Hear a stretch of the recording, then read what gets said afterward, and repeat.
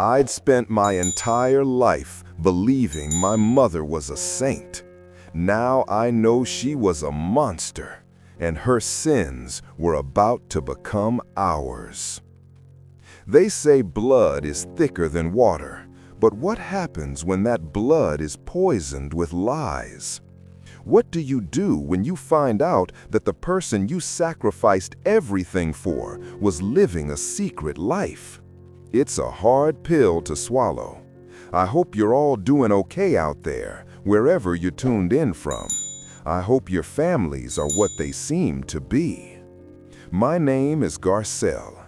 This is the story of how I gave up my life to care for my mother, only to find out the woman I was caring for never really existed. The woman in this picture I'm holding, young and smiling in a place I've never seen. She's the one who destroyed us before we even knew there was a fight. But it all started on the quietest day of my life, the day we gave her away. The smell of antiseptic was permanently attached to Garcelle. It was in her clothes, on her skin, under her fingernails. It was the smell of her life for the past 5 years, ever since her mother, Manice, had the stroke. Her hands were rough and chapped from lifting and cleaning, her back in a constant state of dull ache. She looked at her reflection in the darkened window of their Brooklyn apartment and saw a woman who looked 10 years older than she was, a stranger. Her mother was ready as she could be. She sat silent in her wheelchair, a small bag of her belongings on her lap. Curvins, her older brother, stood by the door, his jaw tight. He saw this as a business transaction, a grim, necessary step to keep them from homelessness. Didier, the baby of the family, was looking at the floor, his shoulders slumped. He couldn't handle the guilt. Garcelle felt a flash of resentment for them both. They got to have lives, to escape the apartment. Her prison had been their home. "Let's go," Curvin said. His voice was always so certain, so void of the turmoil Garcelle felt twisting in her gut. She took one last look around her mother's small room. It was bare, except for a few pieces of old furniture and a small wooden statue of a saint on the nightstand. It had been her mother's most prized possession. Garcelle picked it up to pack it in a box. It felt heavier than it looked. As she turned it over, she saw something taped to the felt bottom. A single old-fashioned key. It was ornate with a detailed design on the head. She had never seen it before, probably for some old jewelry box her mother had lost long ago. She peeled the tape off, slipped the key into the pocket of her jeans, and forgot about it. They wheeled Manice out of the building and into the waiting transport van. It felt like a funeral procession. Garcelle held her mother's hand. It was limp and cool. Manice's eyes were open, staring ahead. But what did she see? Did she know what was happening? Did she hate them for it? Garcelle had asked herself those questions 1,000 times, and the silence was always the only answer. At the nursing home, a nurse with a tired, plastic smile showed them to the room. It was tiny, with pale yellow walls and a single bed. Manice was transferred from her wheelchair to the bed with practiced efficiency. The nurse checked her vitals, made a note on a chart, and left them alone. "Mama," Garcelle whispered, leaning close, "we love you." There was no response, just the quiet hum of the building's air system. Curvins put a hand on her shoulder. "Garcelle, it's done." Leaving her there was the hardest thing she had ever done. It felt like an amputation. The apartment was hollow without her. The first few days, Garcelle kept thinking she heard her, a faint call or a sigh. but it was just the building groaning or the wind. Then the letter came. A final eviction notice slid under their door. They had 2 weeks to get out. The reality they had been running from had finally kicked the door down. Panic set in. They had nowhere to go. Curvins was on the phone constantly, calling friends, family, anyone, but no one had room for 3 adults. Didier just shut down, retreating into his headphones. It fell to Garcelle, as it always did, to do the actual work. She started packing up the apartment, her grief now mixed with a frantic, desperate energy. She started with the big wooden trunk at the foot of her mother's bed. Manice had always been protective of it, but Garcelle assumed it just held old blankets and memories from Haiti. She lifted the heavy lid. On top were the blankets, yellowed with age. But underneath them, the bottom of the trunk seemed wrong. She pushed on it, and it lifted up, revealing a hidden compartment. Her heart skipped a beat. Inside were several thick, dusty ledgers. Her first thought were that they were old family albums. She lifted one out. It wasn't pictures. It was filled with columns of numbers and names she didn't recognize. Next to the ledgers was a small metal lockbox. It had a keyhole that looked old and unique. Suddenly, she remembered. The key. Her hand fumbled in her pocket, her fingers closing around the cool metal. She pulled it out. It looked like it was made for this lock. With a trembling hand, she slid the key into the lockbox. It turned with a soft click. She lifted the lid. It wasn't filled with old love letters or jewelry. It was packed with documents. Bank statements from places like Switzerland and the Cayman Islands. Property deeds for buildings in Miami and Port-au-Prince. Garcelle's eyes scanned the numbers, but her brain couldn't process them. The figures were astronomical. She picked up one statement, her finger tracing a number at the bottom. A balance summary. It had a 2 followed by 8 zeros. No, 9 zeros. $200 million. Garcelle's breath left her body in a silent gasp, the eviction notice on the table completely forgotten. The floorboards seemed to groan under the weight of the number. Garcelle couldn't move. She couldn't breathe. The document in her hand felt impossibly heavy, like a slab of stone. It was a lie. It had to be. Her mother, Manice, was a cleaner. A woman whose hands were raw from bleach and whose back was bent from scrubbing other people's floors.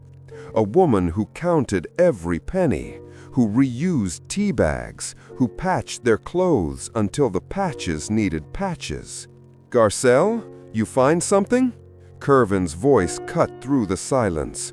He walked into the room, Didier trailing behind him, headphones now hanging around his neck.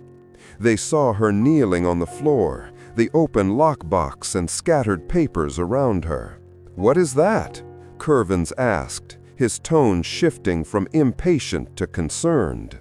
He knelt beside her, picking up one of the bank statements. His eyes widened, his usual stoic expression cracking like thin ice. He snatched the paper from Garcelle's limp hand and stared at it. "No," he whispered. It wasn't a question, it was a denial. Didier, always the last to catch on, peered over Curvin's shoulder. "What is it? Did Mama have some savings?" His voice was hopeful, boyish. He saw the numbers and let out a short, sharp laugh of disbelief. "Is that a joke? What is that? Like $100? The comma's in the wrong spot." "It's not $100, Didier," Curvin said, his voice low and strained. He shuffled through the documents with a growing urgency. Deeds, account numbers, ledgers filled with her neat, precise handwriting.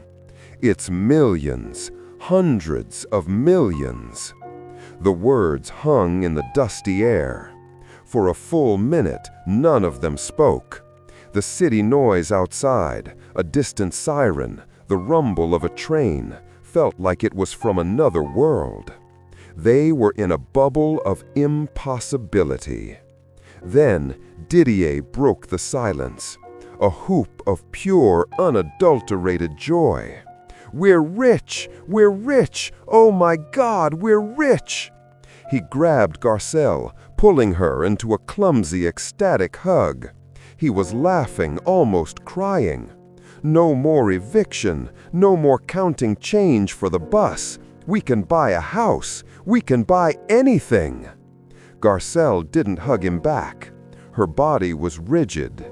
The joy that Didier felt was a foreign country to her. All she could feel was a cold, creeping anger. She pushed him away gently. Where did she get this?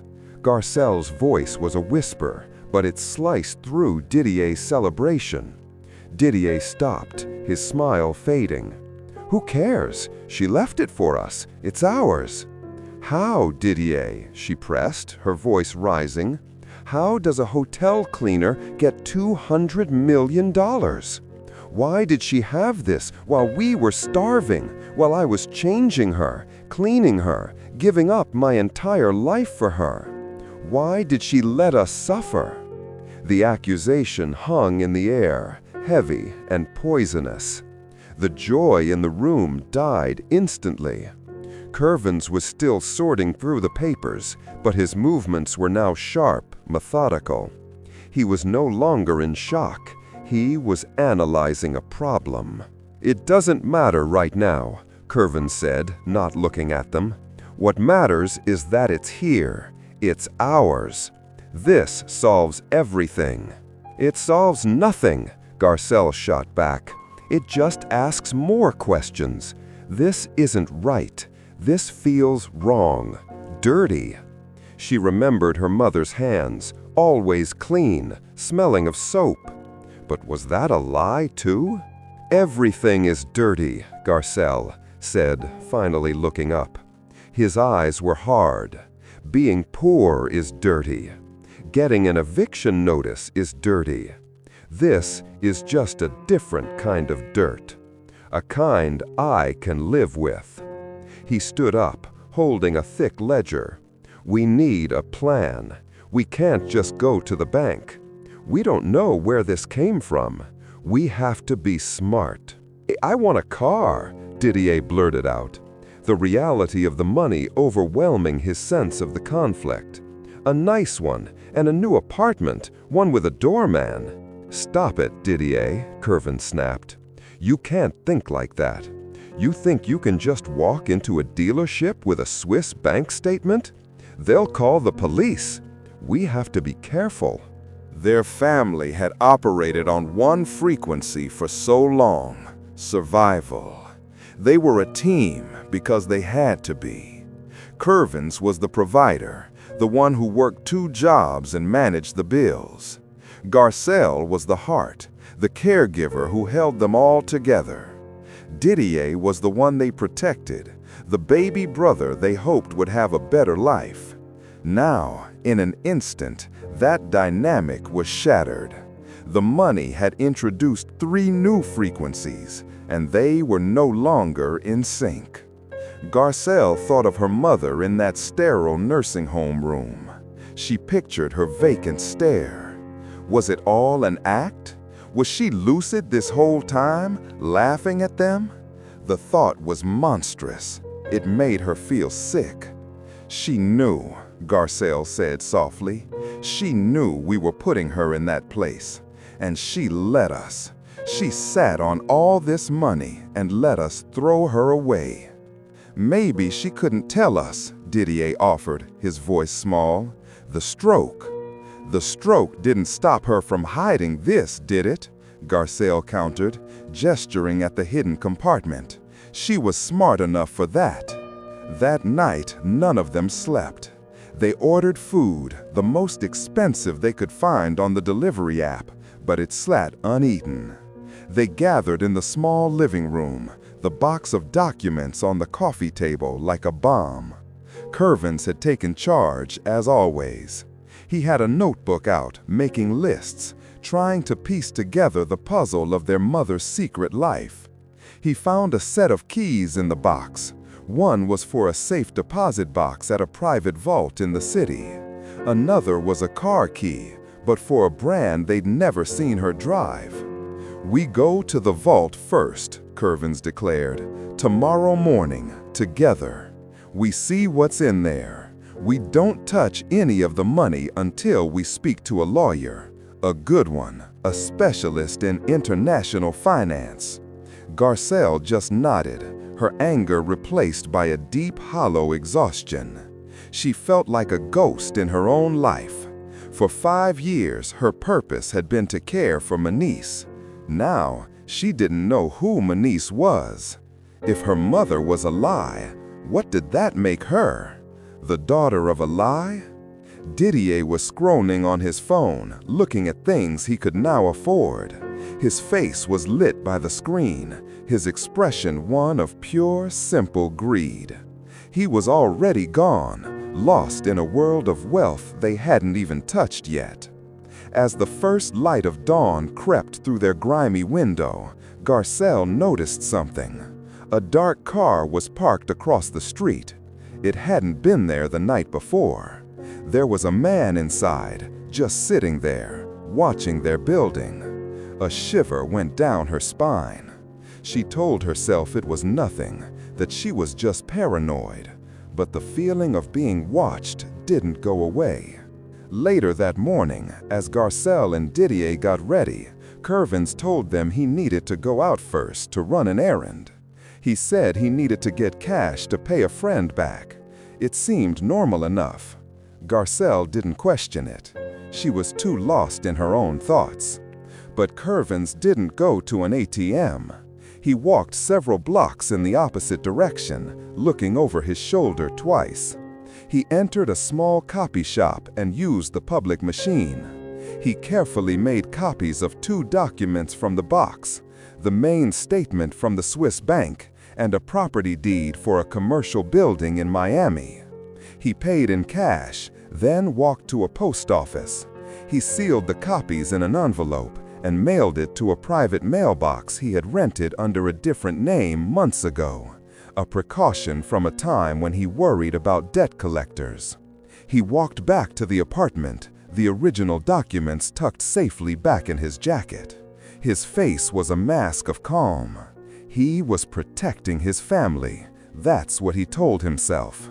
He was the only one clear-headed enough to handle this. Garcelle was too emotional, and Didier was a child. They would be reckless. They would lose it all. It was his duty to secure their future, even if it meant lying to them, even if it meant betraying their trust. The money wasn't a shared lottery ticket. It was a responsibility, and it was his. As he slid the key into his apartment door, he saw the dark car was still there. The man in the driver's seat looked up, and for a split second, their eyes met. Curvins felt a cold knot tighten in his stomach, but he pushed the feeling down. He had a plan. He was in control. The moment Curvins stepped inside and locked the door, the air in the apartment felt thick and heavy. He avoided Garcelle's eyes, the lie about getting cash feeling like a stone in his gut. The sight of the man in the car had changed things. This wasn't a lottery win anymore. It was a problem with a $200 million price tag. "You were gone a while," Garcelle said. It wasn't an accusation, just a statement. Her voice was flat, tired. She had been staring at the lockbox on the table, as if trying to understand its secrets through sheer will. "Line at the bank was long," Curvins said easily. "Are we ready to go?" Didier was practically vibrating with excitement. He had changed into his best clothes, a shirt he usually saved for special occasions. To him, this was the most special occasion of his life. "Let's go get our money," he said, rubbing his hands together. The journey to the private vault facility felt unreal. They took a cab, the silence between them charged with unspoken thoughts. Garcelle watched the city blur past, her mind replaying the last 5 years. Every sponge bath, every spoonful of pureed food, every sleepless night listening to her mother's strained breathing.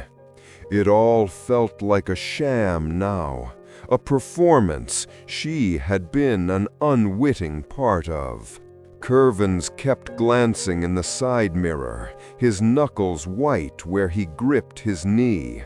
He was looking for the dark car.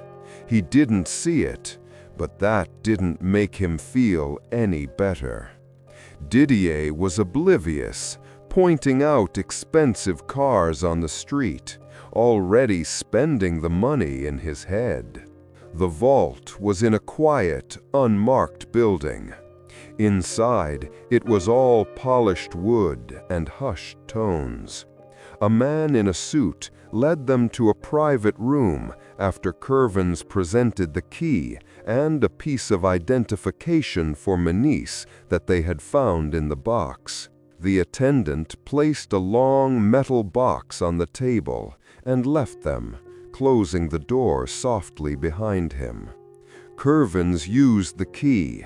The lid opened with a soft hiss. They all leaned in. It wasn't full of cash or gold. On top lay a Haitian passport. Garcelle picked it up. The picture was of her mother, but younger, her expression hard and watchful. The name was not Manice Augustine. It was Solange Dubois. "Who is Solange Dubois?" Didier whispered. Beneath the passport was a small, heavy handgun resting in a custom-cut foam slot. Next to it were 2 extra magazines of ammunition. Didier recoiled as if he'd been burned. He had never seen a real gun up close before. Curvins, however, stared at it with a strange intensity. He didn't touch it, but his mind was already calculating. A weapon, a tool. There was one more thing at the bottom of the box. A single, faded photograph. It showed their mother, looking glamorous and happy, standing next to a man with a wide smile and cold eyes. They were on a boat, the ocean sparkling behind them.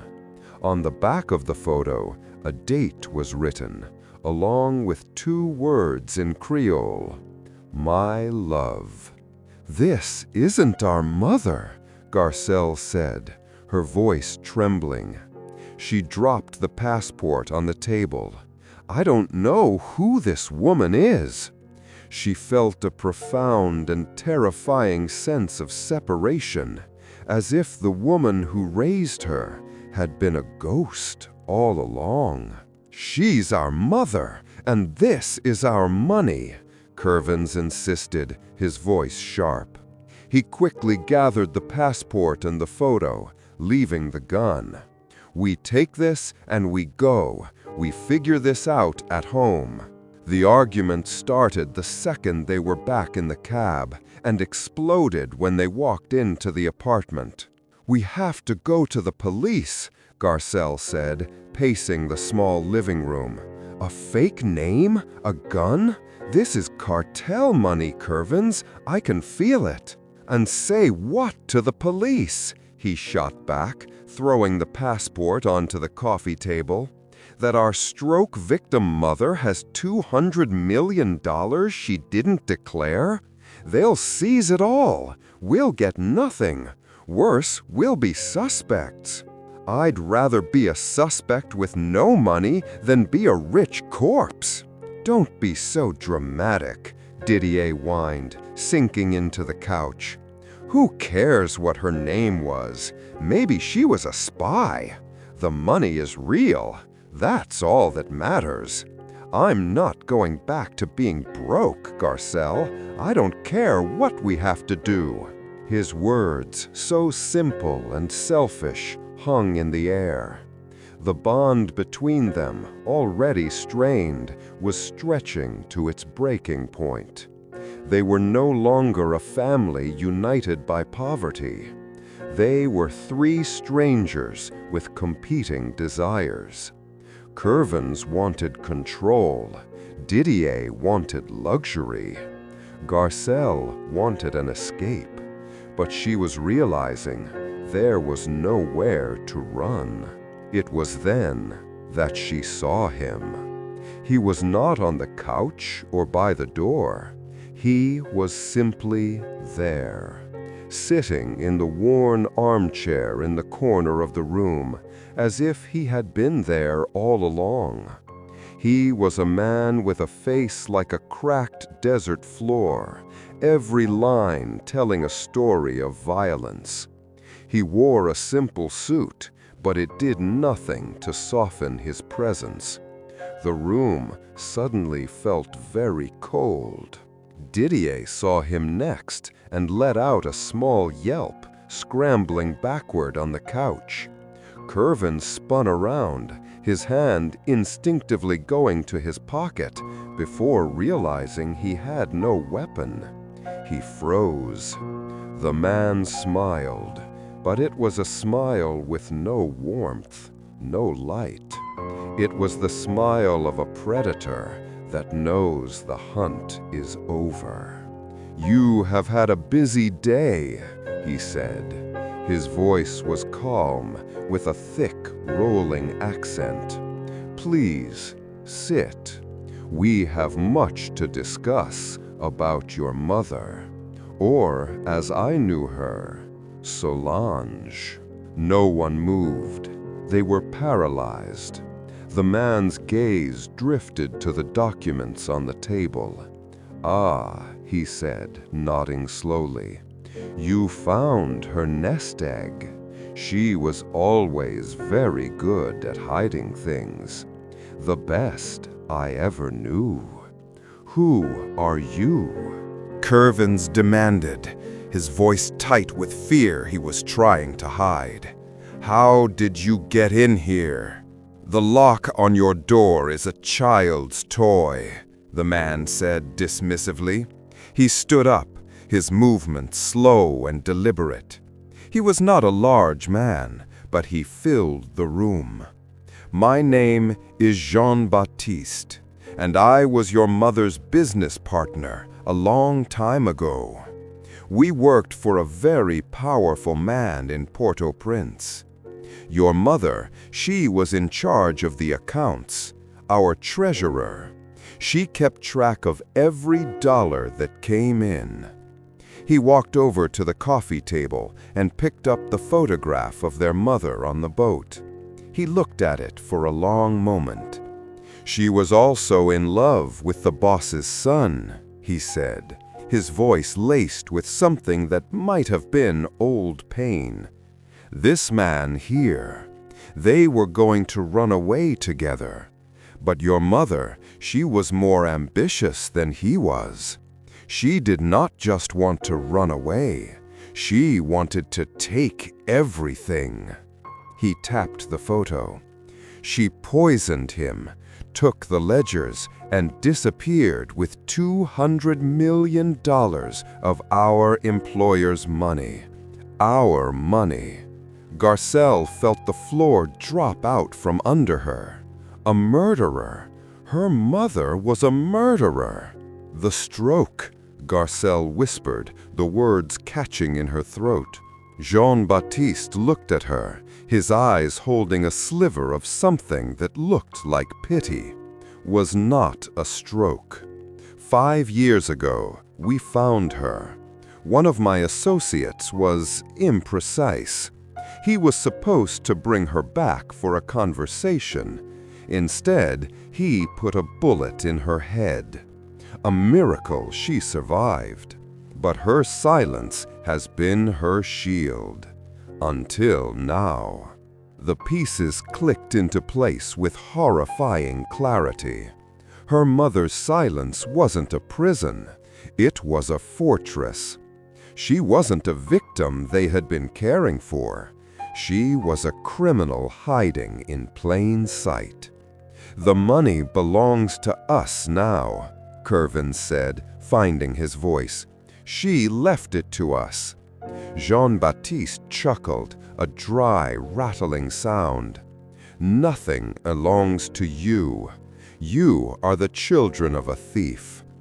But you are also a means to an end. The physical assets, the papers you found, that is only a small fraction.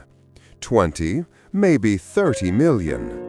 The rest is locked away digitally, in accounts that we could never break, codes that only she would know." He leaned in, his voice dropping to a conspiratorial whisper. "But a mother always leaves a key for her children.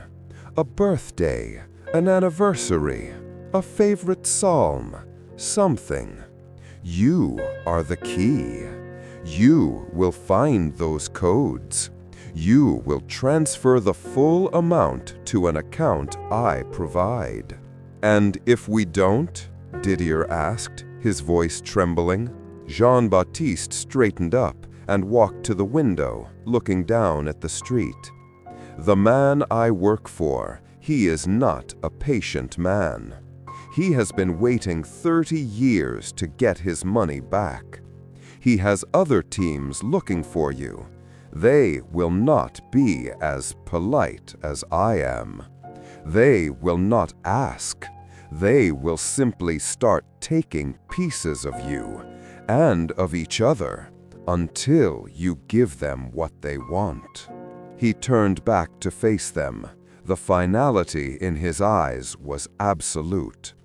"You have 1 week. Find the codes, make the transfer. Then you can disappear with whatever is in that lockbox, a finder's fee. Or you can fail, and your family name will end right here, in this room." He walked to the door, pausing with his hand on the knob. "Do not go to the police. They cannot protect you. Do not try to run. We will find you. You are in the game now. The only way out is to win." And then he was gone. The silence he left behind was heavier, more terrifying than his presence had been. The eviction notice, the nursing home, the shock of the money, it was all gone, wiped away by a single conversation. They were no longer poor kids who found a treasure. They were pawns in a 30-year-old war they never knew existed. Garcelle looked at her brothers. The greed was gone from Didier's face, replaced by stark terror. Kervin's expression was unreadable, his mind already spinning, calculating odds, looking for an angle. And Garcelle felt a strange, cold calm settle over her. The anger at her mother was gone, burned away by the heat of their new reality. All that was left was a single, grim thought.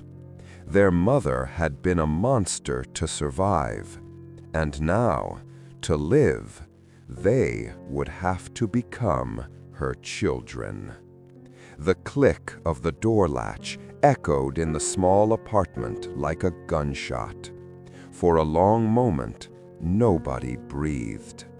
The air was thick with the ghost of Jean-Baptiste's cologne and the chilling weight of his words. Didier was the first. A choked sob escaped his lips, and he slid from the couch to the floor, curling into a ball. He was just a kid again, terrified of the monster under the bed. Except the monster was real, and it had just been sitting in their armchair. Garcelle felt a strange and terrifying calm. The shock was so profound it had burned through fear, leaving behind a cold, hard clarity. They were in a cage, and the bars were made of their mother's lies. She looked at Curvins, expecting to see the same terror she saw in Didier. But his face was a mask of intense concentration. He wasn't looking at his crying brother or his stunned sister. He was staring at the lockbox on the table, his mind already 3 steps ahead. "Get up, Didier," Curvin said. His voice was sharp, devoid of comfort. "Crying isn't going to help us." Didier looked up, his face slick with tears. "He's going to kill us. You heard him. He's going to kill us all." "Not if we find the codes," Curvin said, his eyes scanning the room as if the numbers might be written on the walls. "He gave us a week. We have to think. What did she care about? What numbers were important to her?" "We don't know anything about her," Garcelle's voice cracked. "The woman we knew wasn't real. Manice, the cleaner, wasn't real. So how are we supposed to know the secrets of Solange, the murderer?" "We start with what we have," Curvins insisted, his pragmatism a shield against the chaos. He pointed to the boxes Garcelle had started packing. "Everything. We go through everything she ever touched, every piece of paper, every book, every photograph." For the next 2 days, the apartment became their world and their prison.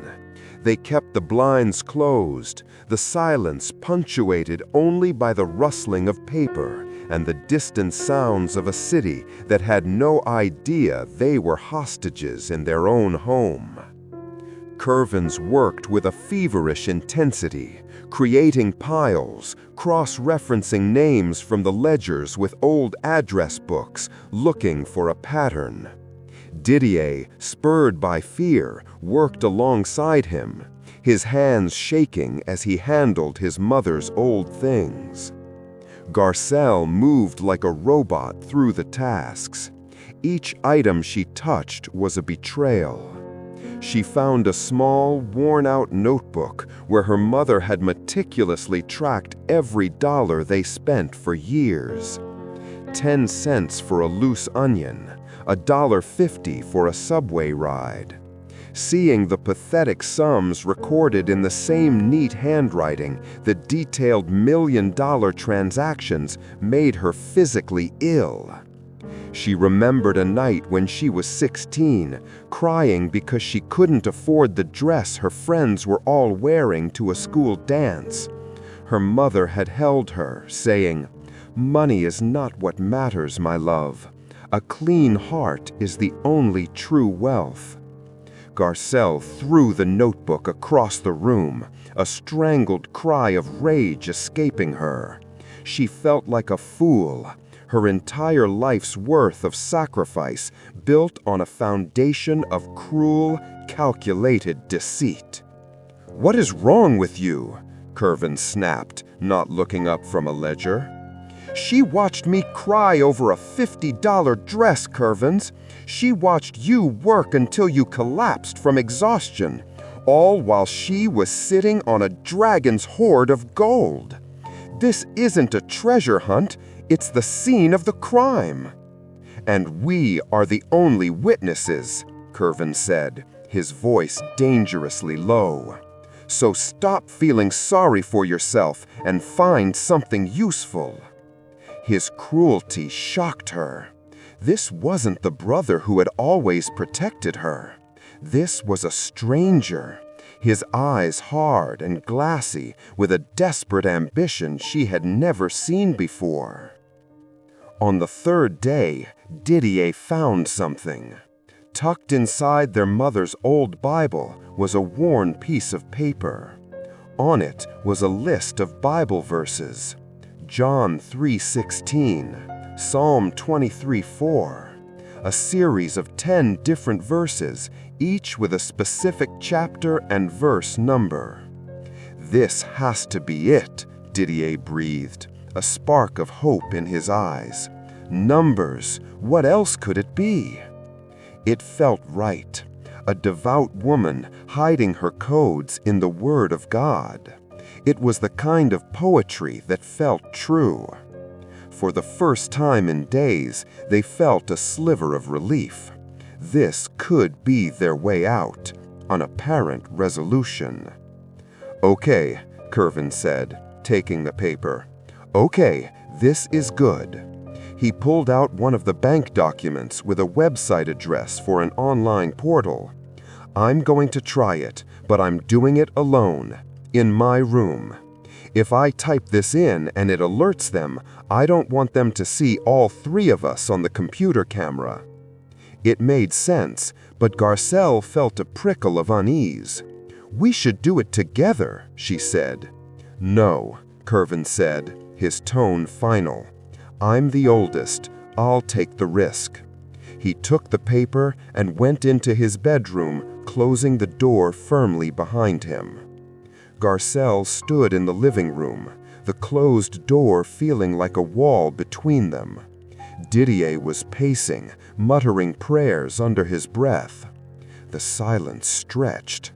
Garcelle's unease grew. Something felt wrong. It was too simple. Kervin's need to be alone felt less like protection and more like secrecy. Her mind flashed back to the morning they went to the vault. Kervin's had gone out for a long time. He said to get cash. But his wallet had been on the dresser. She had seen it just after he left. An impulse, sharp and sudden, seized her. She walked to the hook by the door where Kervin's jacket hung. Didier was too lost in his own anxiety to notice. Her fingers trembled as she slid them into the pocket. She felt a set of keys, some lint, and a small, crinkled piece of paper. She pulled it out. It was a receipt from a copy shop, dated the morning they went to the vault. A charge for 2 copies. Why would he need to copy anything? And why would he lie about it? The bedroom door opened. Kervin stood there, his face grim. He held up the paper with the Bible verses. "It's a bust. I tried every combination. Chapter, verse, chapter. Nothing. It's a dead end." He crumpled the paper and threw it on the floor, the sound of his fist hitting the wall making Didier flinch. The hope in the room evaporated instantly. The pressure, which had briefly lifted, came crashing back down, 10 times heavier than before. They were back to square one, with 4 days left on the clock. That evening, the true nature of their prison became clear. Didier was peering through a crack in the blinds. "Kervin's," he whispered, his voice shaking. "The car is back, the one from the other day." Kervin's and Garcelle rushed to the window. Sure enough, the dark car was parked across the street, a silent sentinel. But as Garcelle's eyes scanned the block, a cold dread trickled down her spine. At the far end of the street, parked near the corner, was a different car, a van. A man was leaning against it, smoking, his eyes fixed on their building. "There's another one," she said, her voice barely audible. They were being watched from both sides.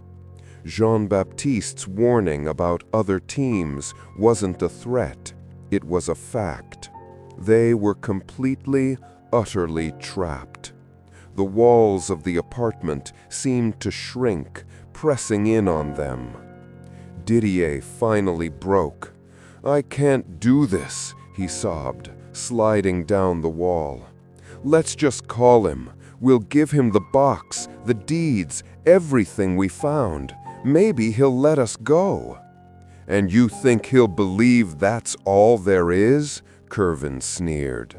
"They'll take it, and then they'll take us apart to find the rest. We find the codes, we make the transfer. That is the only way." He knelt in front of Didier, grabbing his shoulders. "Listen to me. I will get us out of this. I promise. But you have to trust me. Both of you."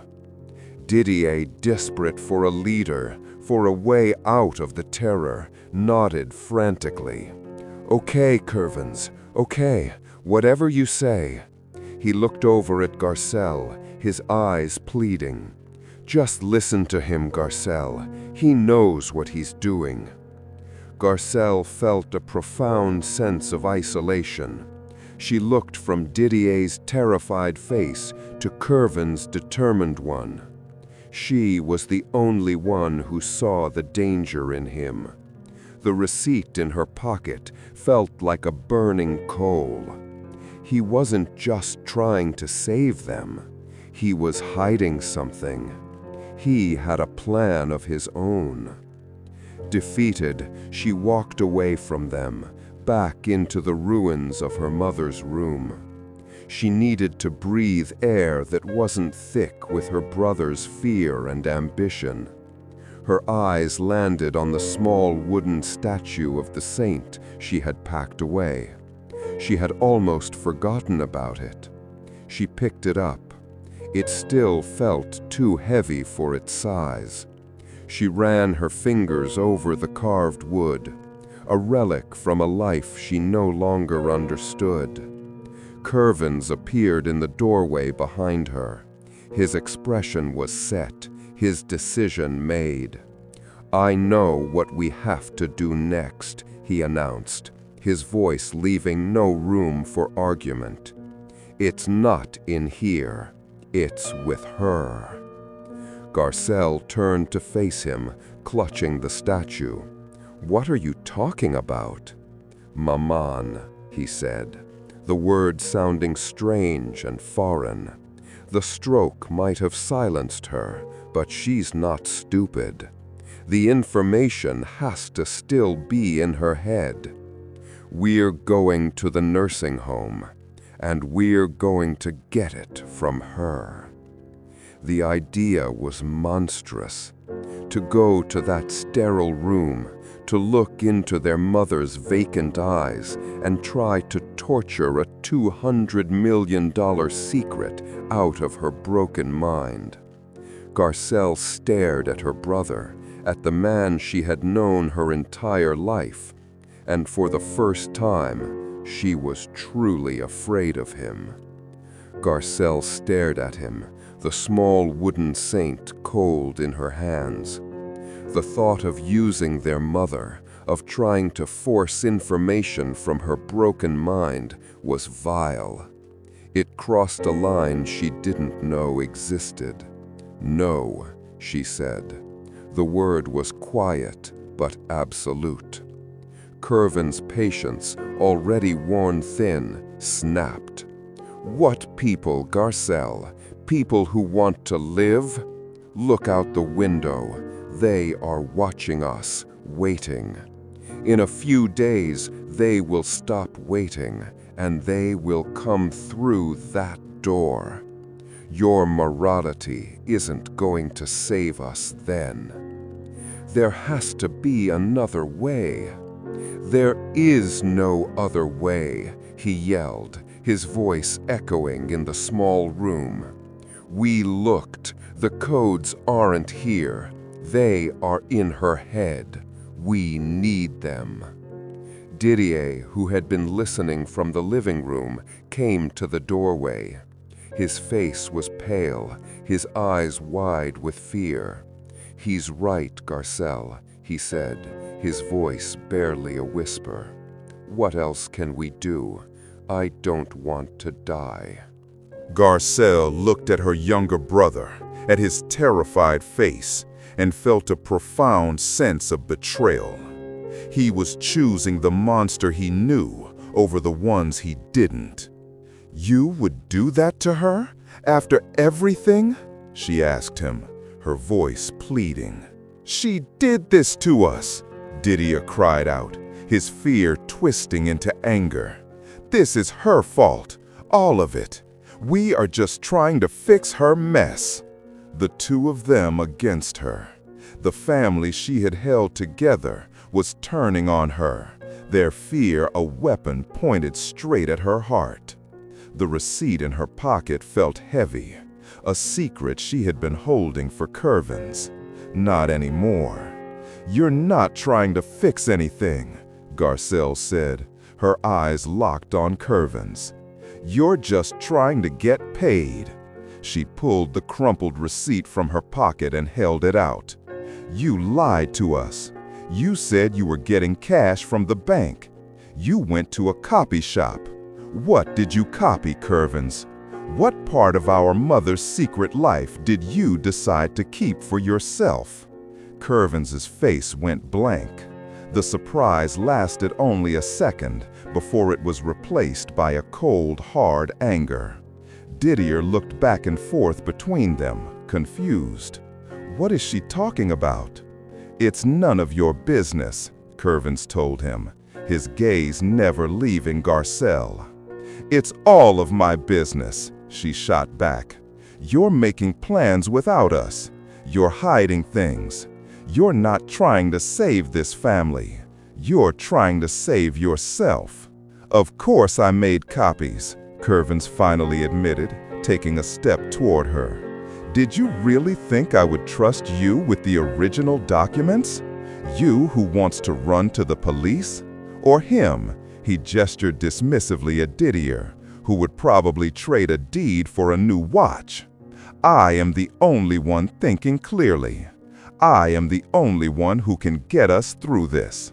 That money is the only thing that matters, and I am protecting it from both of you." His words hit her harder than a slap. He didn't see them as partners. He saw them as liabilities, obstacles to be managed.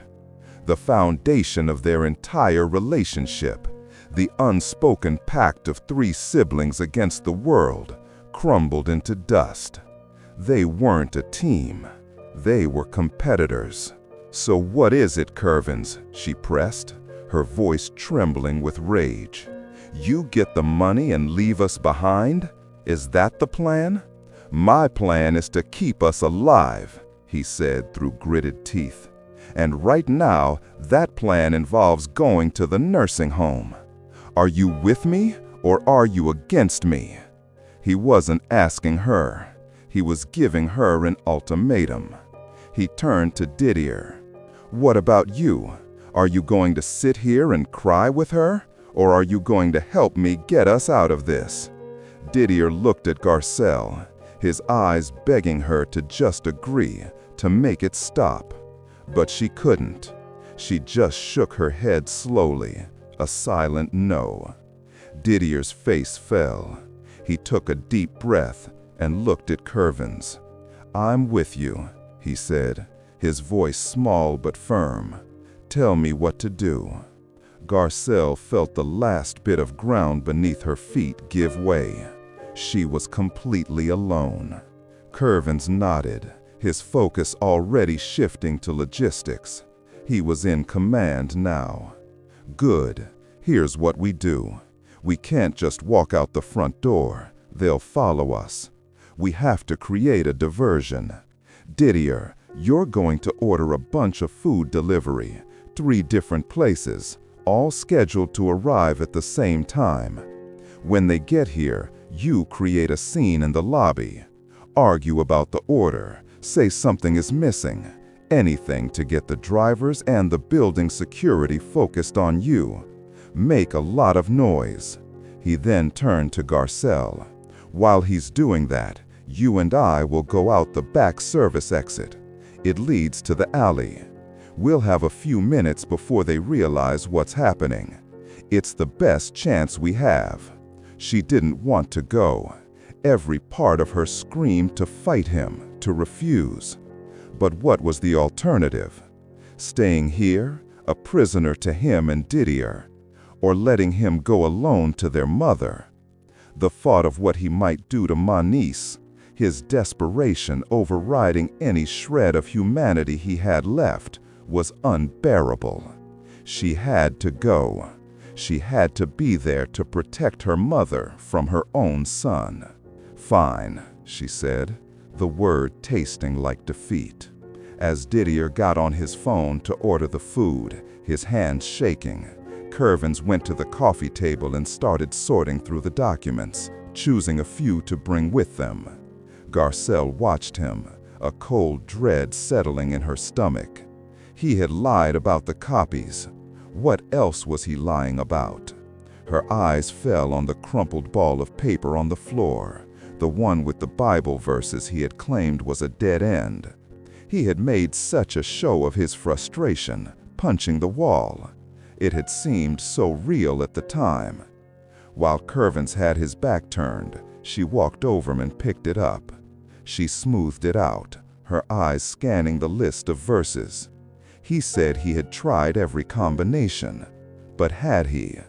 The unease from earlier, the feeling that he was hiding something, returned with a vengeance. She needed to see the documents herself. "I need to get my jacket from my room," she said, her voice steady. Curvins grunted in acknowledgement, not looking up. She walked into her bedroom and closed the door. She didn't go for her jacket. She went to the small stack of papers he had assigned to her pile. He had organized everything, claiming he was looking for patterns. Now she saw it for what it was: control. He controlled the flow of information.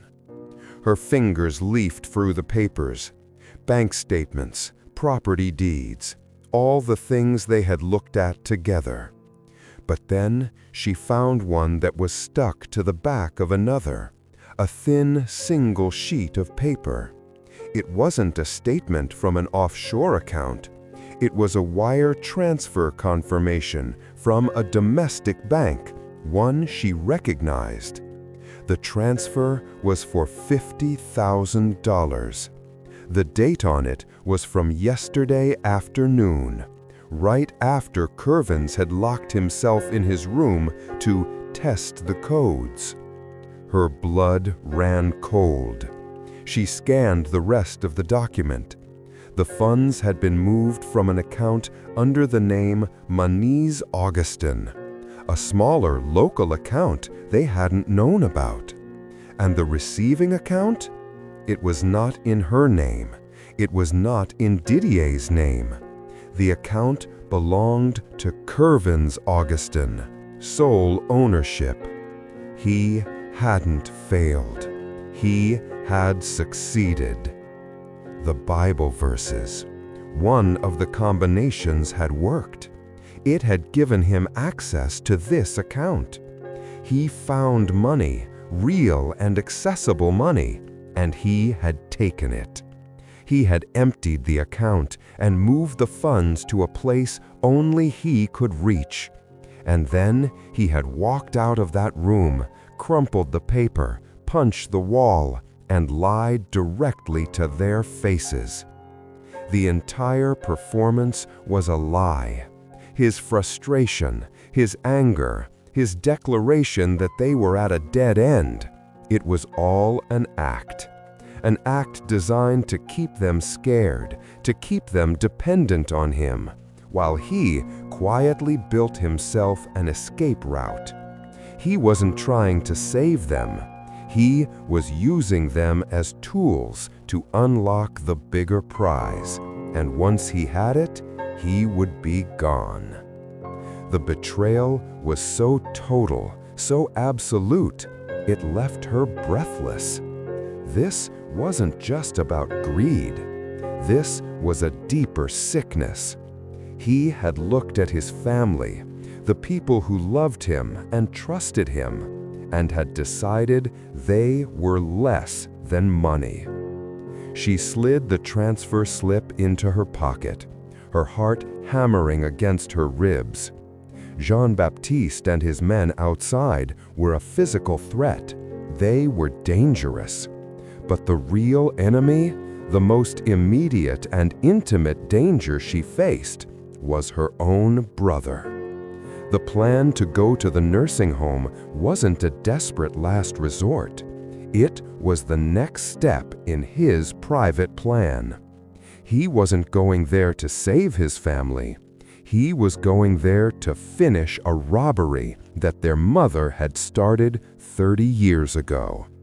And Garcelle was now nothing more than a key he needed to open the final door. The wire transfer slip felt like a razor blade in Garcelle's pocket. Every step she took behind Curvins on the way to the service exit was a calculated risk. The shouting from the lobby started right on cue. Didier putting on the performance of his life, his voice high and panicked over a supposedly missing order of chicken wings. It was a pathetic, flimsy diversion, and Garcelle knew it would not buy them much time. The back door opened with a groan into a narrow alley that smelled of garbage and rain.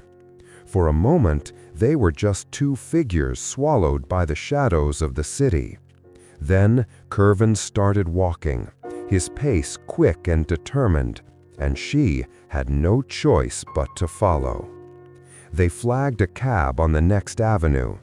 The silence inside the car was a physical presence, more suffocating than any argument. Garcelle stared out the window, watching the blur of faces and buildings, but all she could see was the number on the transfer slip: $50,000. While she and Didier were trapped in fear, Curvins had been shopping for a new life. She could feel his gaze on her, questioning her silence, her sudden compliance. He probably thought he had won, that he had broken her will. He had no idea he had just given her a weapon. She kept her hand in her pocket, her thumb rubbing over the thin, crinkled paper. Not yet. She couldn't confront him here, not in a moving car, where he had nowhere to run, but everywhere to go.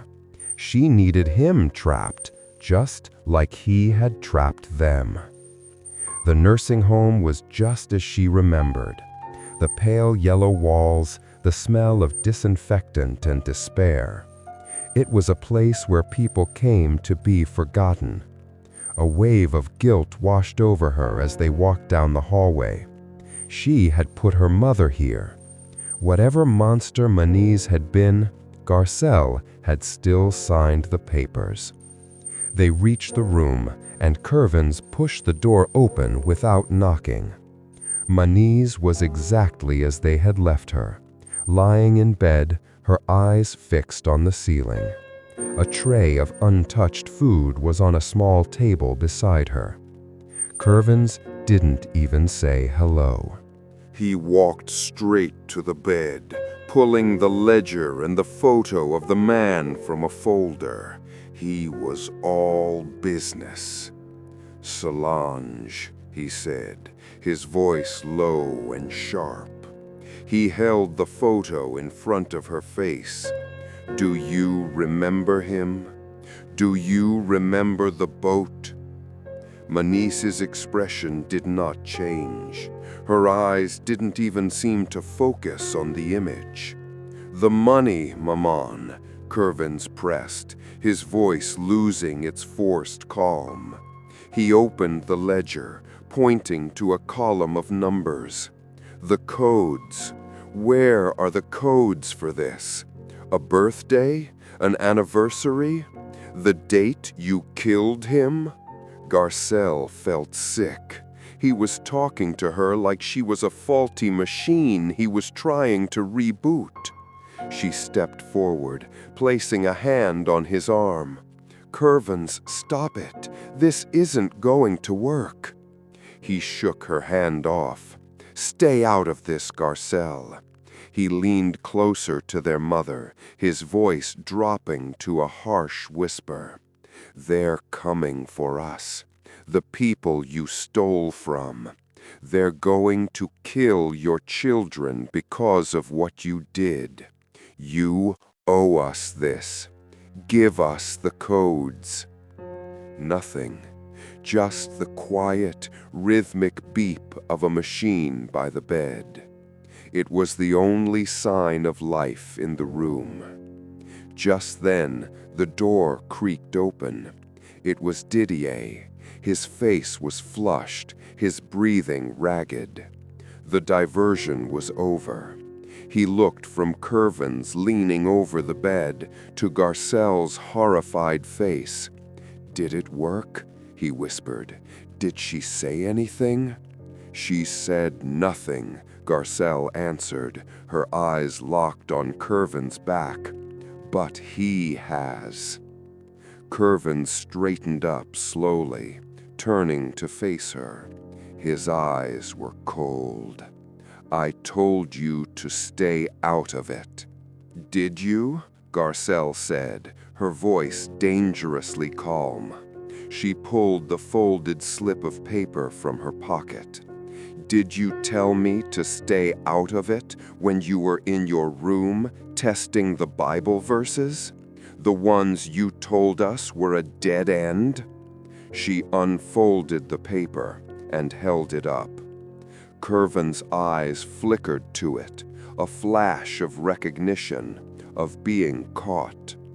Didier stepped closer, squinting at the paper in her hand. "What is that?" "It's a wire transfer confirmation," Garcelle said, her voice gaining strength with every word of betrayal she spoke. "For $50,000 from a local account Maman had. An account you found yesterday. You transferred every penny into a new account, an account in your name only." Didier's head snapped toward Curvin's. The confusion on his face curdled into dawning horror. "Curvins, what is she talking about?" "She doesn't know what she's talking about," Curvin snarled, taking a step toward Garcelle. "I was securing it, protecting it for us." "Protecting it?" Garcelle let out a short, bitter laugh. "You punched a wall. You acted like you were defeated. You let us sink back into terror while you were building a lifeboat for one. You lied to our faces." "Because you're weak," Curvins exploded, his voice a raw roar that filled the small, sterile room. He pointed a trembling finger at Didier. "He's a coward who would have run at the first sign of trouble." He turned the finger on Garcelle. "And you are a fool who thinks morality will pay the rent. I am the only one strong enough to handle this. That money is our only way out, and I will not let you two screw it up." "So you were just going to leave us?" Didier's voice was broken. The realization had finally landed. The brother he had trusted, the one he had sided with against his own sister, had been ready to abandon him to die. "I was going to do what was necessary to survive," Curvin said, his confession hanging in the air, stripped of any excuse. He had dropped the mask. This was who he was.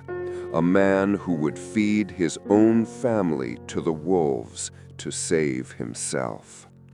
As they stood in a frozen triangle of betrayal, a sound came from the bed, a small, guttural noise, a gasp. All three of them turned. Manice's eyes were no longer vacant. They were wide, darting back and forth between her children, and they were filled with a terror so profound it was almost electric. Her right hand, the one that had been limp for 5 years, was twitching, her fingers curling and uncurling against the thin blanket.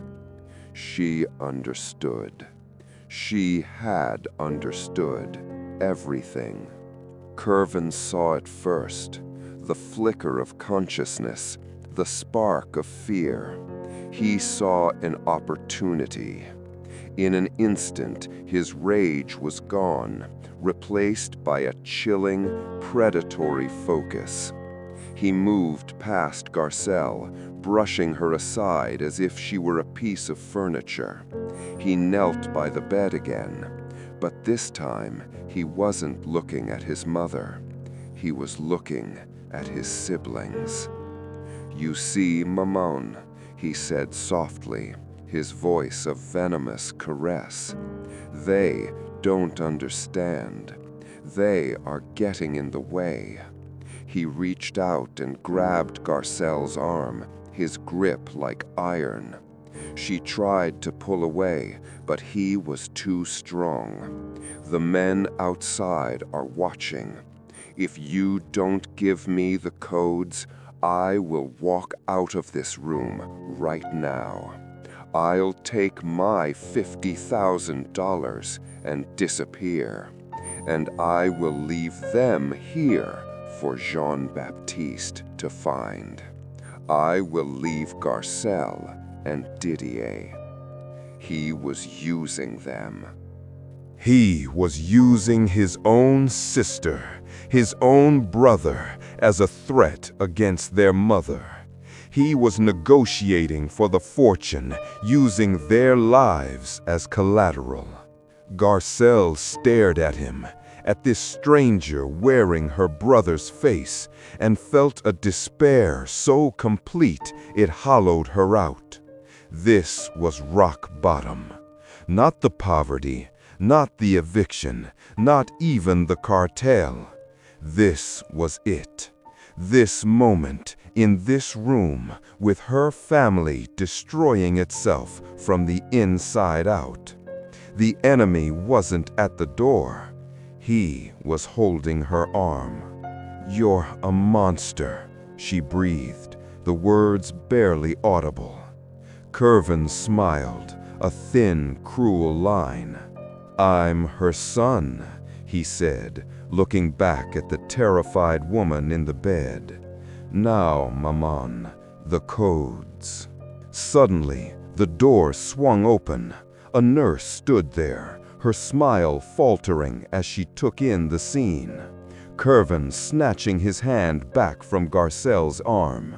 Didier crying silently by the wall. Manice's eyes wide with panic. The heart monitor beside her bed beeping faster and faster. "Is everything all right in here?" the nurse asked, her voice laced with professional concern. "Her vitals are spiking. I think you need to leave. You're upsetting her." Curvin's face hardened into a mask of polite concern. "Of course," he said to the nurse, his voice unnaturally smooth. "We were just worried. We'll come back later when she's more rested." He was already steering them toward the door, trying to contain the disaster, to push the chaos back into a box he could control. He threw a venomous look over his shoulder at Garcelle, a silent promise of retribution. The nurse watched them with narrowed, suspicious eyes as Curvins herded his siblings out into the hallway. The door clicked shut behind them, muffling the frantic beeping of the heart monitor. They were alone again in the pale yellow corridor, under the hum of the fluorescent lights. The carefully constructed scene of their family's self-destruction had been interrupted, but the emotional wreckage was still smoking between them. "You," Curvins hissed, grabbing Garcelle's arm again, his fingers digging into her skin. "You think you're clever. You think that little piece of paper makes you powerful?" "Let go of me," Garcelle said. Her voice didn't shake. The fear was still there, a cold stone in her stomach, but it was being eclipsed by something else, something hard and sharp. The sight of her mother's terror had changed something in her. Monice hadn't been afraid of Curvin's words. She had been afraid of what her children had become. "What did you think was going to happen?" Curvins demanded, his face inches from hers. "Did you think we'd all hold hands and sing? This is the real world, Garcelle. It's ugly. You either get your hands dirty or you get buried." Didier was leaning against the wall, his face buried in his hands. "Stop it," he mumbled. "Just stop. I can't take any more." He looked up, his eyes red and swollen, pleading with Curvins. "She was right. You were going to leave us. You took money." "I took what I was owed for keeping us alive this long," Curvin shot back, his rage now directed at the weakest target. "While you were playing video games and she was playing nursemaid, I was the one working 2 jobs, dealing with the bills, keeping the wolves from the door. That 50,000 is nothing. It's back pay." The justification was so twisted, so selfish, that it almost made Garcelle laugh. She pulled her arm free from his grasp with a sudden sharp yank. He was so surprised by the force of it that he stumbled back a step. "You are done," she said, her voice low and steady. "You don't get to make the decisions anymore." Curvin stared at her, a flicker of genuine shock in his eyes before it was replaced by contempt. "And who's going to stop me? You?" She didn't answer. She didn't have a plan yet, just a raw, burning certainty that the old dynamic was over. She would not be his pawn, and she would not let him use Didier's fear to control them. As she walked past him toward the exit, she felt the weight of the wooden saint in her coat pocket. She had been clutching it for hours, a meaningless piece of wood from a life that was a lie. But her mother had kept it close. It was her most prized possession. Why? They didn't speak on the way out of the building. The tension was a living thing, a fourth passenger in the cab Curvins hailed. He sat in the front, rigid with anger. Didier curled into the corner of the back seat, staring out the window, lost in his own misery. Garcelle sat in the middle, a strange calm settling over her. Her mind was working, turning over the pieces. Curvins was right about one thing. They were in a dirty game, but he was wrong about who was strong enough to play it. His strength was just bullying and greed. That wasn't strength. It was a weakness, a vulnerability. She slipped her hand into her pocket, her fingers closing around the statue. It was small, maybe 6 inches tall, and crudely carved. As she ran her thumb over its surface, she felt it again. It was too heavy for a simple piece of wood. Curvins was looking at the road, his jaw clenched. Didier was 1,000,000 miles away. This was her chance. Keeping her hand in her pocket, she began to examine it by feel. She traced the lines of the saint's robes, the rough texture of the base. And then she felt it. a thin, almost imperceptible line near the bottom. It wasn't part of the carving. It was a seam. Her heart began to beat faster. She pressed her thumbnail into the line, trying to pry it open. It didn't budge. She tried twisting the base. It moved. A tiny, grinding click, almost silent, but she felt it vibrate through the wood. Slowly, carefully, she unscrewed the bottom of the statue inside her pocket. It came loose. Her fingers explored the now hollow interior. It wasn't empty. There was something small, metallic, and rectangular tucked inside. A tiny memory card, the kind used in a phone or a camera. And something else, a very small, tightly folded piece of paper. Her breath caught in her throat. This was it. This was the real key, not the Bible verses. That was a test, a decoy, a trap for the greedy. Her mother had set a trap for her own children to see who would take the bait.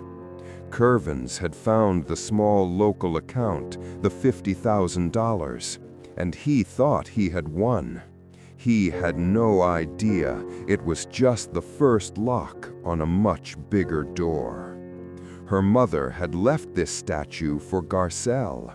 She was the one who packed it. Manice had known who to trust.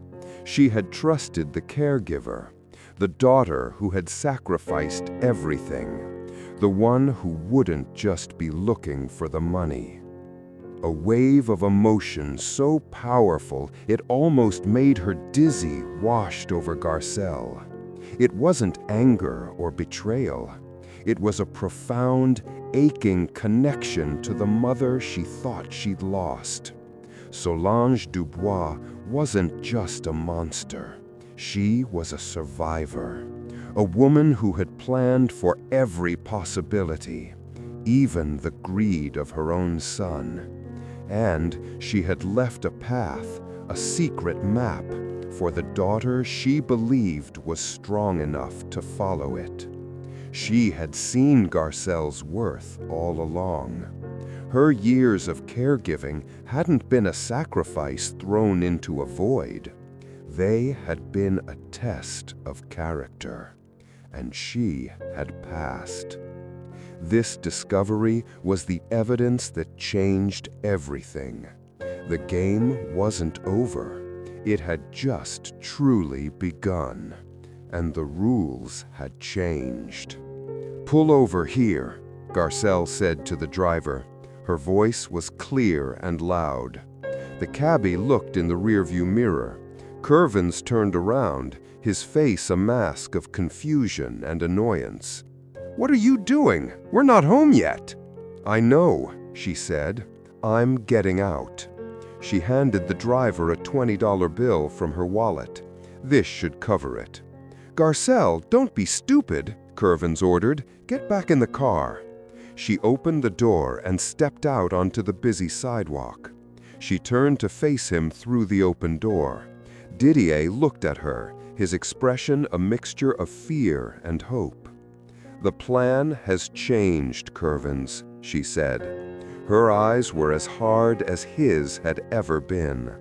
"There will be no more secrets, no more private accounts. From now on, we do everything together, and we do it my way." She held up the crumpled wire transfer slip.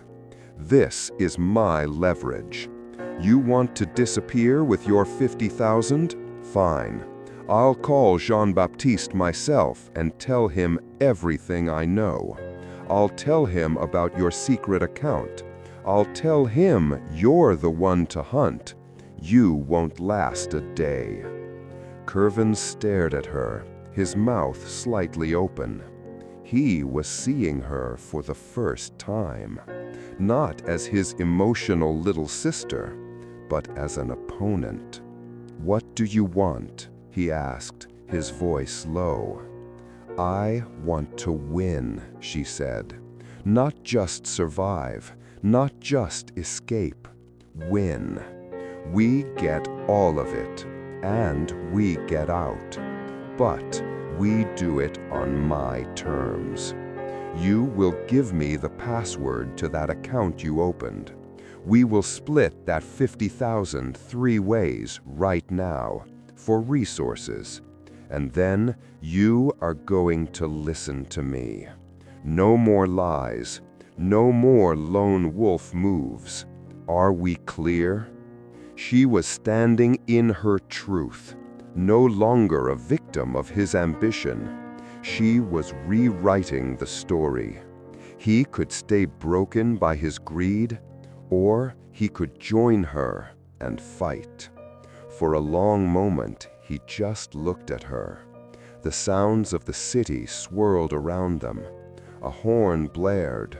People pushed past her on the sidewalk. But in the space between them, a new power dynamic was being forged.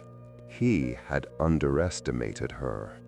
Finally, he gave a slow, deliberate nod. It wasn't a surrender. It was an acknowledgement. He was looking at a player, an equal. "Get in the car, Garcelle," he said. It wasn't an order. It was a request. She got back in, closing the door with a solid final click. She had made her choice. She was no longer just Manise's daughter. She was Solange's. And she was ready to finish what her mother started. The hope that bloomed in her chest wasn't soft or warm. It was cold, sharp, and dangerous. It was the hope of a hunter who has just spotted her prey. The location Garcelle chose was a short-term rental office in an industrial part of Queens. It was anonymous, forgettable, and had high-speed internet. They had used Kervin's $50,000, now their shared $50,000, to pay for it in cash for 1 week. This was her war room. A laptop sat open on a cheap desk. This was the execution chamber. Today was the 7th day. Kervins paced the small room like a caged animal. Every time he looked at Garcelle, his eyes were full of a toxic mix of resentment and grudging respect. He had been forced to transfer 2/3 of his stolen money to his siblings. He had been forced to follow her commands. He was no longer the leader. He was a soldier, waiting for orders from a general he hated. Didier sat in a corner, chewing on his fingernails, his gaze shifting from his sister's calm face to the door, expecting violence to walk through it at any second. Garcelle was still. Her focus was entirely on the laptop screen. She had spent the last 2 days absorbing the contents of the memory card, her mother's final will and testament. It was not a message of love. It was a manual for war. The person who had recorded the videos and written the files on that card was Solange Dubois, a cold, brilliant strategist who had been planning her revenge for 30 years. And Garcelle, her daughter, was the chosen executor. There was a sharp knock on the door. Didier jumped. Kervins stopped pacing and stood by Garcelle's side, a silent, tense partner in a plan he did not fully understand. "It's time," Garcelle said softly. She called out, "It's open." Jean-Baptiste did not enter alone. A large man with a blank face followed him in, closing the door behind them. The room suddenly felt very small. Jean-Baptiste surveyed the scene. His eyes lingered on Curvins, still assuming he was the one in charge, before shifting to Garcelle, who sat at the desk. He gave her a dismissive glance, the way one might look at a secretary. "You have been busy," Jean-Baptiste said, his voice smooth. "I trust you have what we came for." "We do," Garcelle said, not looking up from the screen. "I just need the account information to make the final transfer." Jean-Baptiste produced a piece of paper from his jacket and slid it across the desk. His gaze fell on Curvins. "Your sister is a good helper. You have trained her well." Curvins said nothing. He just watched Garcelle, his jaw tight. Garcelle picked up the paper and began typing. The clicks of the keyboard were the only sound in the room. The air was thick with tension. Jean-Baptiste watched her, his patience already wearing thin. "It is a simple process," he said. "It should not take so long." "It's a lot of money," Garcelle replied calmly. "There are security protocols, layers." She paused her typing and finally looked up at him. Her eyes were clear and steady. "And there's something else my mother left behind, something you should see." Before he could respond, she swiveled the laptop to face him and clicked a file. A video began to play. The face that filled the screen was their mother's, but it was a face they had never truly seen. It was recorded years ago, shortly after the attack that had silenced her. Her left side was slack, her speech was slurred, but her eyes were on fire. She was propped up in a bed in a room Garcelle didn't recognize. "If you are seeing this, my children," Manice's broken voice filled the room, "it means I am gone, or I am a ghost. It means you have found my legacy." Her eyes seemed to look right at Curvins. "Curvins, my ambitious son, I left you a test. The Bible verses, a small account just for you. I knew you would not be able to resist it. I knew you would take it and lie about it. That greed is your father's gift to you. I hope you enjoy your thief's tax. It is all you will ever get from me." Curvins flinched as if he had been slapped. His face went pale, his inadequacy laid bare by a ghost on a screen. Manice's gaze in the video softened, shifting as if she were looking at someone else. "Didier, my sweet boy, you are not built for this world. I am sorry for that. Stay close to your sister. She is your only hope now." Didier let out a small sob, his hand covering his mouth. Finally, the eyes in the video found their intended target. "Garcelle," the voice said, and for the first time there was a raw, aching emotion in it. "My strong daughter, my caregiver, the one I knew would not look for the money, but for the truth. The statue was for you. The real inheritance was for you." Garcelle felt a lump form in her throat, but her expression remained unchanged. She was a soldier receiving her final orders. "The 200 million is a ghost, Garcelle," her mother continued. "It is bait. Our real weapon, the thing I have guarded for 30 years, is not money.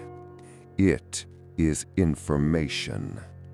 The video cut to a scanned image of a ledger page. The handwriting was perfect. But this page had names Garcelle hadn't seen in the physical copies. Names of politicians in Haiti, senators in the United States, directors of international banks, all connected to deposits and withdrawals from the cartel. Jean-Baptiste, Manice's voice said as the video returned to her face. You were always a loyal dog, a good killer, but you are stupid. You think this is about money your boss lost. He did not lose money. He gained a liability. I did not just take his fortune. I took his secrets. The original ledgers with every name, every bribe, every murder he ever sanctioned. Proof that would send him and his powerful friends to prison for the rest of their lives. Or more likely, get them all killed by the people they betrayed. Jean-Baptiste's calm expression was gone. He stared at the screen, his face a mask of dawning horror. He took a step forward, his hand reaching inside his jacket. His heavy moved with him.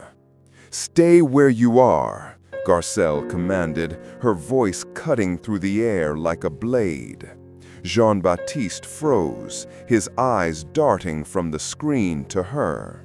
My mother's plan was never for you to get the money back, Garcelle explained, her fingers resting on the keyboard. Her plan was to wait until you found us. To wait until you were all in one room, so confident that you had won. She looked directly into Jean-Baptiste's eyes. This whole time, I haven't been setting up a transfer to your account. This laptop is connected to a dead man's switch. The moment my hand leaves this keyboard, or the moment this laptop is closed, or damaged, or loses its internet connection, these complete, unedited ledgers, along with your boss's name and your name, will be sent to every major news outlet in the world, to the DEA, to Interpol, to the private email addresses of your boss's political rivals. She let the words sink in. The trap was not a threat of future action. The trap was already sprung. They were inside it. You came here from money, Garcelle said, her voice dropping to a whisper. But you're leaving with a death sentence. Your boss will know you failed. He will know that you led him into my mother's final trap. He will kill you. Your own people will hunt you down before the authorities ever can. Jean-Baptiste's phone buzzed in his pocket. Then his heavy's phone buzzed. Then his buzzed again. A cascade of notifications. The leak had begun. Someone, somewhere, had opened the first file. The man's face, once a roadmap of menace, was now a canvas of pure terror. He looked at Garcelle, truly seeing her for the first time. He wasn't looking at a cleaner's daughter. He was looking at the ghost of Solange Dubois, a woman who had just reached out from the grave to destroy him. You think you have won? He snarled, his desperation making his voice raw. You have made enemies of everyone. They will hunt you too. No, Garcelle said, they will hunt you. because along with the ledgers, I included a little note, a tip from an anonymous source. It says that you, Jean-Baptiste, were the one who cut a deal with us, that you took a piece of the money to help us disappear in exchange for giving up your boss. You're not just a failure, you're a traitor. It was a masterstroke of cruelty, a page torn directly from her mother's playbook. She had not just defeated him, she had erased him. Jean-Baptiste and his man backed away toward the door, their faces ashen. The hunter had become the hunted in the space of a single video. They stumbled out of the office and were gone. The sounds of their frantic running footsteps faded down the hall. Silence descended on the room.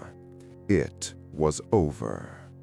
Didier was staring at Garcelle, his mouth open, a look of utter awe on his face. Kervin sank into a chair, his head in his hands. He was a broken man, exposed and outplayed by everyone, including the mother he thought he was smarter than. He had fought for a pile of cash while Garcelle had inherited a kingdom of power. Garcelle finally looked away from the door and back to the laptop. She initiated one last command, the real transfer. $200 million minus Kervin's $50,000 tax moved through a dizzying series of shell corporations and encrypted accounts, finally landing in a secure trust she had established 2 days ago. A trust with 3 beneficiaries. She closed the laptop. The finality of the sound echoed in the quiet room. She felt a profound, bone-deep exhaustion, but beneath it, something else. A cold, clear feeling of triumph. Justice. Her mother had not been a saint. She was a monster. But she had been their monster. And she had left them the teeth and claws they would need to survive in a world of them. Garcelle stood up and walked over to the window, looking out at the gray Queens skyline. She had done it. She had honored her mother's true legacy, not of wealth, but of survival at any cost. The resentment she had carried for so long was gone, replaced by a chilling, absolute understanding. She was her mother's daughter, and their new life, paid for in secrets and blood, was just beginning. The silence that Jean-Baptiste left behind was different.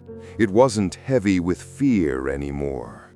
It was light, hollow, the kind of quiet that comes after a storm has passed, leaving a strange new landscape in its wake.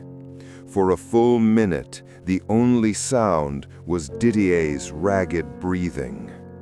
Then, Kervins let out a sound, a choked, broken noise that was half sob, half laugh.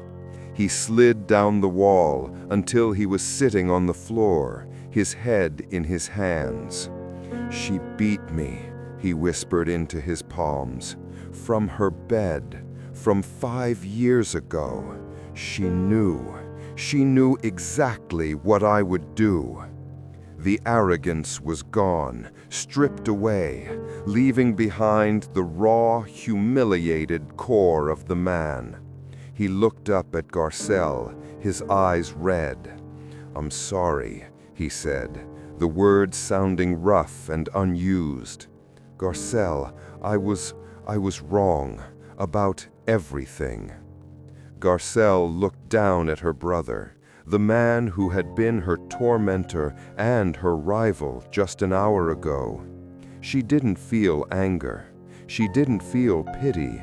She just felt a deep, weary sense of finality. She walked over and offered him her hand. He stared at it for a moment, then took it. She pulled him to his feet. "It's done, Curvins," she said. It was both an absolution and a statement of fact. Didier finally stood up, wiping his eyes on his sleeve. He looked at Garcelle not like a sister, but like a miracle. "You were just like her," he said in awe. "On the video, cold, you knew exactly what to say." "No," Garcelle said, turning to close the laptop. "I'm not like her. She built a fortress out of secrets to protect herself. We're going to build a life out of the truth to protect each other." On the screen, before the lid shut, a final message appeared: "Transfer complete." A month later, they were sitting in a bright, airy office that smelled of new paint. It wasn't fancy, but it was theirs. The Augustin Development Group. On a large monitor mounted to the wall, a news channel was playing on mute. Garcelle paused the business plan she was reviewing and turned up the volume. A serious-looking journalist was standing in front of an official building in Washington, D.C. The fallout continues from the data leak that has exposed decades of corruption linked to the deposed Haitian strongman Papa Doc Duvalier's inner circle, the journalist said.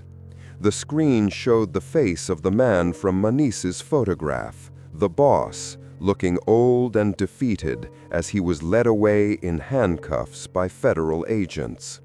Sources confirm the information, which includes detailed financial ledgers, was the key to dismantling a criminal empire that stretched from Port-au-Prince to the highest levels of international finance. In related news, the body of an associate, Jean-Baptiste Pétillon, was discovered in a shipping container in the port of Miami last week. Authorities suspect a gangland execution. Garcelle turned the monitor off. The final ghost had been exorcised. They were free. Curvins looked over from his desk, where he was on the phone with a contractor, negotiating the cost of renovating one of their mother's Miami properties. He wasn't the same man. The hardness was still there, but it was tempered now, channeled into his work.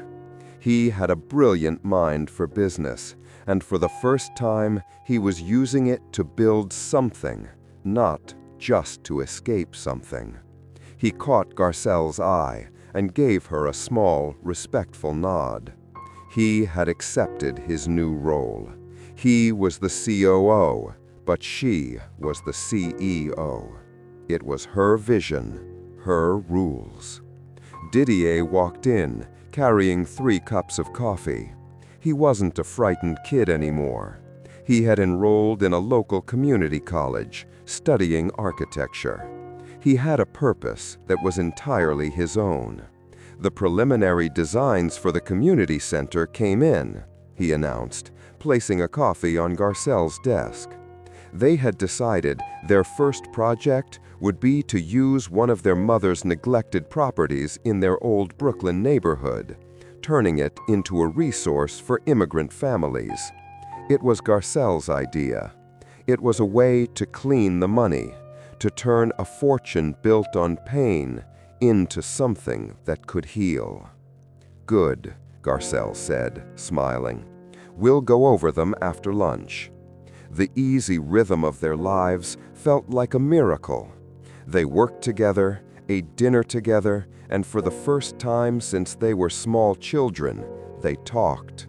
They talked about their mother, the good and the monstrous. They talked about their fears for the future and their regrets about the past. They were finally a family, not just 3 people sharing a bloodline and a trauma. The next weekend, they drove out of the city. The car was comfortable and quiet, a stark contrast to the tense cab rides that had defined their ordeal. They pulled up to a beautiful building set on a hill overlooking the ocean.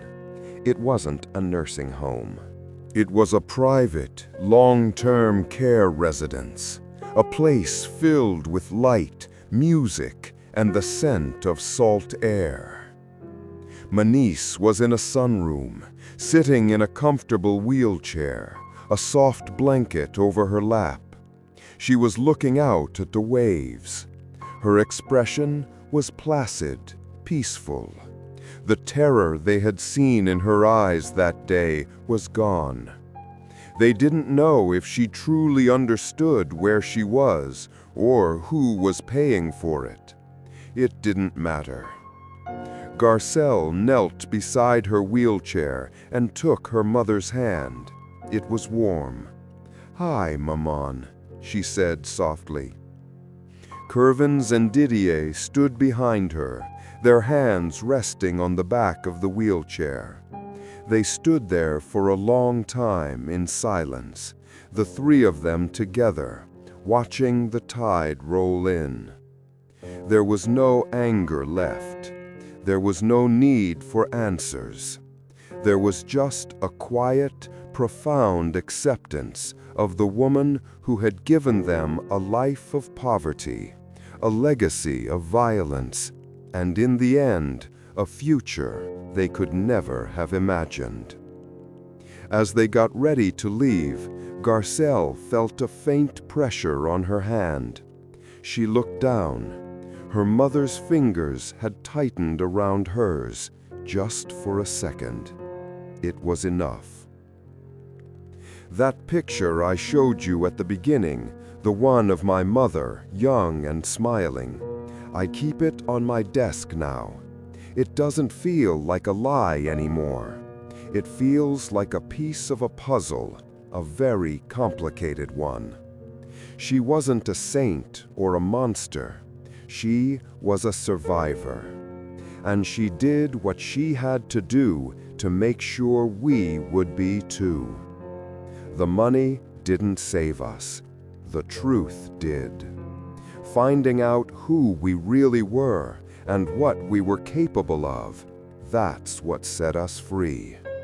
We had to go through hell to find each other, to become the family we were always meant to be.